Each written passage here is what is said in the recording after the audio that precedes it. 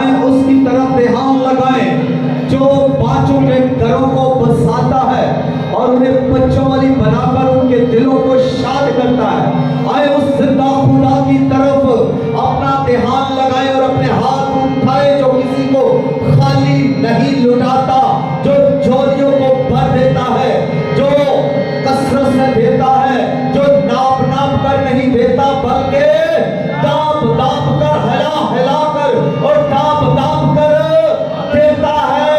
उसकी तरफ अपने हाथ फैलाइए, उस खुदा के सामने अपने आप को अंधेलिए कि वो जिंदा खुदा जो जिसका आसमान तख्त है, जमीन जिसके पांव की चौकी है और हम उसके पांव की चौकी पर अपने सर को रख झुकाते हैं, तो आप रूहानी तौर पर आसमान पर उसके तख्त के सामने रूह में होते हैं। हालेलुया रब्रोश तला आए चुके और दुआ करें। थोड़ी देर के लिए हम सब एकता के साथ दुआ करेंगे, हम बुलंद आवाज से दुआ करेंगे। आए सभी आप बुलंद आवाज से दुआ कीजिएगा। उसकी कब्र खुली हुई है, वो जिंदा हो चुका है, वो आपके साथ मांगिएगा कलाम उससे। ये वक्त है, ये वक्त है जिंदा खुदा के हजूर अपने आप को ढेलने का वक्त है, उससे मांगने का वक्त है, क्योंकि जब हम मांगेंगे तो हमें मुहैया करेगा।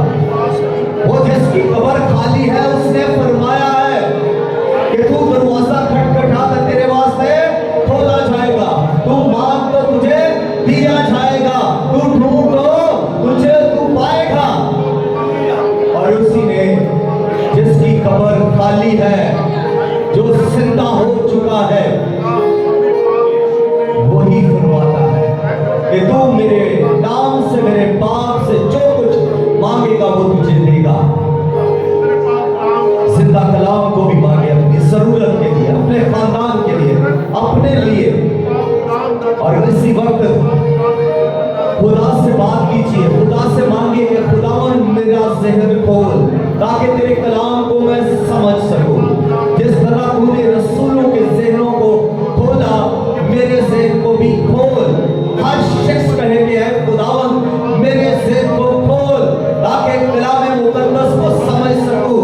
मुझे हिकमत और दानिश अता कर, हिकमत और दानिश फहम अता कर, क्योंकि तू हिकमत और दानिश बख्शने वाला खुदा है, तू हिकमत और दानिश का बख्शने वाला जिंदा खुदा है और तू मेरी जरूरतों का मंबा और मबदा है।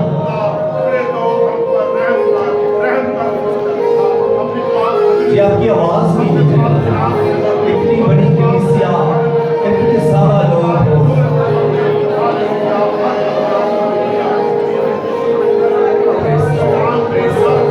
बढ़ाए अपनी आवाज, बुलंद कीजिए अपनी आवाज। Lord Jesus, Lord Jesus